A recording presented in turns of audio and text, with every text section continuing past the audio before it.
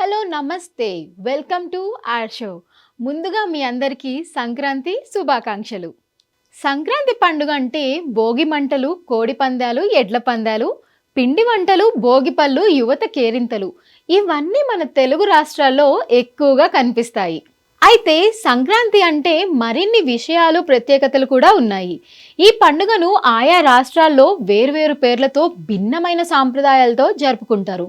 ముఖ్యంగా దక్షిణాది రాష్ట్రాల్లో సంక్రాంతి సంబరాలను అంబరాలంటేలా జరుపుకుంటారు. ఈ నేపథ్యంలో చాలామంది సంక్రాంతి పండుగ వేళ వివిధ రంగుల గాలిపటాలను ఎగురవేస్తారు. ప్రతి ఏటా సంక్రాంతి సీజన్లో చిన్న పెద్ద తేడా లేకుండా ఆనందంగా పతంగులు ఎగరేస్తారు. కానీ పతంగులు ఎన్ని ప్రాణాలను బలితీస్తుందో తలుచుకుంటేనే బాధేస్తుంది. పతంగులు కాగితంతోనే తయారు చేస్తారు కావచ్చు, కానీ దాన్ని ఎగురవేసే దారం విషయంలో మాత్రం చాలా మంది చైనా మాంజాను వాడుతున్నారు. గాలిపటాలు ఎగురవేసిన తర్వాత అలానే వదిలేస్తుండడంతో రోడ్లపై వెళ్లే వారి మెడలకు చుట్టుకొని ప్రమాదాలు జరుగుతున్నాయి. అంతేకాదు వేల పక్షులు కూడా చైనా మాంజాల కారణంగా మృత్యువాత పడుతున్నాయి.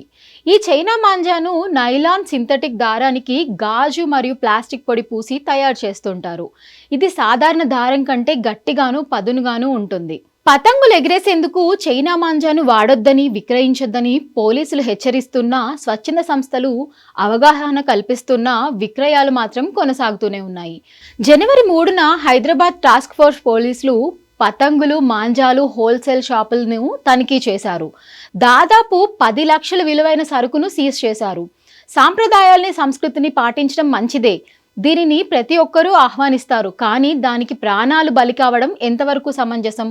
ఒకసారి ఆలోచిద్దాం, మంచిని ప్రేరేపిద్దాం, మంచిని పంచుదాం. ఇలా పండుగ వేళలో వేరొకరి ఇంటిని విషాదంతో నింపడం హర్షించదగిన విషయం కాదు. పండుగ వేళ మన ఇంటితో పాటు మన చుట్టుపక్కల వారికి కూడా అదే ఆనందాన్ని పంచుదాం. ఈ విషయంలో మీరు చైనా మాంజాల్ని వాడకపోవడమే కాదు, మీ తోటి వారిని కూడా ఉపయోగించొద్దని చెప్పండి. షాప్ వారికి దీనివల్ల కలిగే నష్టాలను తెలియజేయండి. ఒకవేళ షాప్ వాళ్ళు దీన్ని వినలేదా, పోలీసులకి కంప్లైంట్ చేయండి. మీకు, మీ కుటుంబ సభ్యులందరికీ సంక్రాంతి శుభాకాంక్షలు.